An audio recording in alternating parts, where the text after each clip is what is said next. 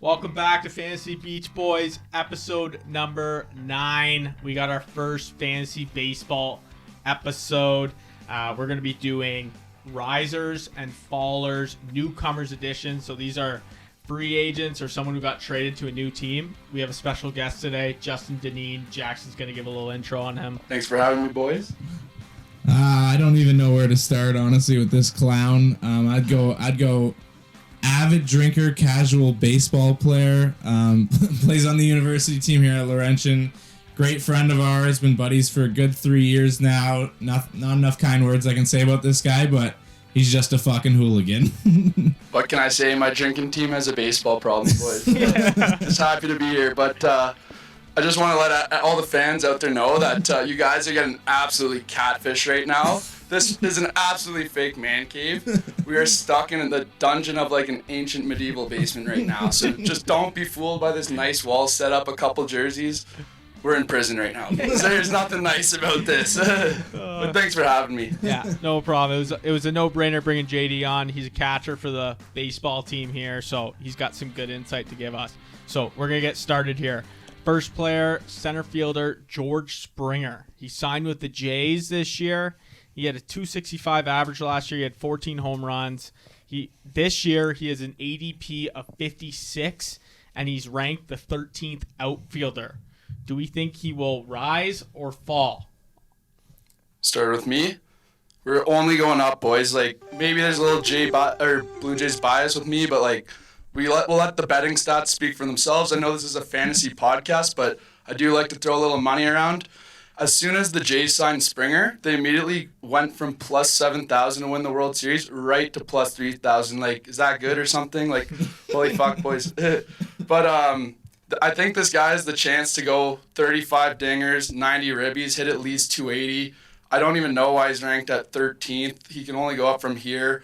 We already have 3 outfielders in Teoscar, Lourdes, and Grichuk, so he can, you know, if he's cold or whatever, we can slide him down the lineup. We got Bichette there too, or Biggio who can hit leadoff. I've unfortunately been slid down the lineup a couple times to 7. See a little more fastballs, you know how it goes, but I love it. I love this signing, and I can't wait for to see Springer in the Jays jersey.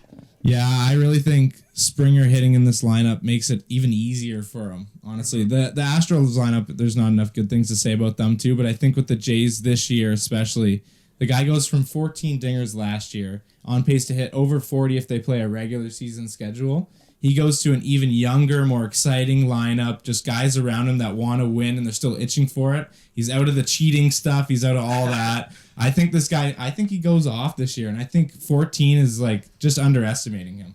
Yeah, I'm going to hop on that trade. I'm going rising. I think he's going to outperform what he's ranked at right now. 13th outfielder is crazy. I mean, Starling Marte is ranked ahead of him. He's playing for a new team, exciting team too. If they play in Buffalo, I mean, this just puts even more value on this guy's name. Fuck. Yeah. I mean, like JD said, in 2019, I mean, he had 39 home runs, 96 RBIs. The guy can fucking hit, and he's going to be number 1 in that Jays spot, and I think he's going to outperform. I think you draft him pretty early. Mm-hmm. I think they have him right now in that number 1 spot, but I think you could even move him around if you wanted to. Yeah, I could see them actually trying 2, 6, 7. Yeah, he could go anywhere. He definitely has power. I could definitely see him shifting down in the lineup. Next up, Francisco Lindor. Obviously, big trade to the Mets. 258 average last year with 8 home runs. Let's remember that he is a hitter that can hit over 30 home runs a year. He has an ADP of 18 right now, and he's ranked the 4th shortstop. JD, start us off. Rising or falling? I know where he's at right now. It's tough to go up, but I love him in New York. I'm going to call him as a riser right now. He's electrifying. One of my favorite players to watch. Guys like Jackson after an edible. Never can't wipe the smile off his face. Obviously, he's the second best player in Mets franchise history. I'm wearing a Tim Tebow jersey right now. He's clearly number 1, but also I think he'll have a great year in New York, and I could see him staying. You know, I've played a lot of like super Dominican baseball teams from New York City. They love rattling the cages, banging the trash cans, singing their Dominican songs. So maybe we'll see him. He could be the face of the franchise for the next little while. Yeah, I think because he's so valuable every single year and he's so good, I think I'm going to have to keep him where he's at. I don't got rise or fall here, which I guess is kind of boring. Sorry, fuck. But I don't see him going anywhere. I think the change of team, the Mets still don't have that great of a roster. It's kind of like the Indians. It's like, could they be good? Could they not? You never know what's going to really happen there. But I still have him at the same. I think he's going to still hit his in between 25 to 30 home runs, somewhere in 90 RBIs. It's hard to go up, but I got him right where he is. Yeah, I'm going to go. I'm actually going to shift here, and I'm going to go as faller. I think shortstop, top 10 shortstops, it's a position that's getting deeper over the years. There's a lot of young shortstops coming into play. Fourth shortstop, that's high. There's no doubt that he has power, but he's going to the NL. Definitely better pitching over there. I think he struggles definitely for the first half of the season, so I'm going to go faller. Next up, we're shifting towards pitchers. We got Lance Lynn, who is with the Chicago White Sox, a young team, a promising young team. Lance Lynn with the Texas Rangers had a 6-3 record, a 3.32 ERA, and 89 strikeouts. He has an ADP of 45 right now, and he's ranked the 15th starting pitcher. Rising or falling, JD? I love this pickup by the White Sox, but I'm going to have to go as falling. Like, he's going to be a great guy to have around for the younger guys on the rotation, like Giolito, Cease, Kopech, but it's hard to imagine him going up. 15 is a little high for me. He did have 2 great seasons in a row, but like at the end of the day, this guy's a walking bud heavy. Like, he has the same off-season routine as me. Wake up, hit the golf course, and get the beer per hole ratio as high as it can go. So I just don't see it. Don't see it at all. I think it'll be great. The White Sox are an absolute wagon, but I think he's going down. Maybe just a bit, but still going down. Yeah, I'm going to go opposite of JD. I'm going to go rise here. That's strictly because he's going to a better team. And I think he's been consistent over his years, and he's never really played for that great of a team except for the year he got traded to the Yankees. I think he's going to go up, and I hope he does because I like him. Even if he does go up, I'm sure that he'll be still better than Bauer because I do not really like the way Bauer is going to go this year. But I got Lance Lynn up just because of that White Sox lineup. Pitching behind guys who can play is so much easier. So much easier when you know guys are going to hit for you. Yeah, I have him. I went back and forth. I like that he's been over 500 the past 3 seasons on a bad team. So I definitely think his record will improve with a good White Sox team that can contend this year. He's definitely going to be probably the number 2, number 3 guy on their team, probably number 2. I'm going to put him as a riser. I think 15th starting pitcher, I think he probably could go close to top 10 just because of how many strikeouts he gets and also how deep he goes into games. Lastly, we're keeping on starting pitchers. This guy actually doesn't even have a team right now. JD will speak a little bit of what he thinks about his Twitter antics. But we got Trevor Bauer. He's had a 5-4 record. Obviously won the Cy Young, 1.73 ERA, 100 strikeouts. He's 17 ADP and the 4th ranked starting pitcher. Rising or falling, JD?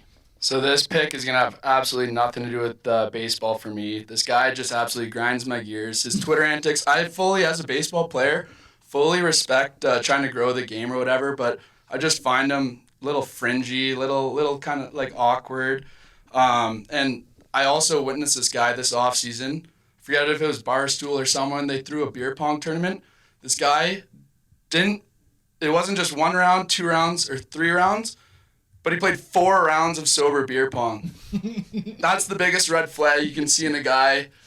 He's going down, boys. You can't. 3 strikes and you're out. I watched him play 3 sober beer pong games. 1 against the Nelk boys. If you're not having beers with the Nelk boys, that's just a sin. Get this guy down. Get him to like 20 to 25 range. But if he becomes a Blue Jay, I take back everything I said. Let's go, Trevor. I'm going to go with JD, maybe for another reason, but I'm going down strictly because he pitched really well last year, and he's a guy who's kind of all over the map once in a while. I think I like him better going to a better team.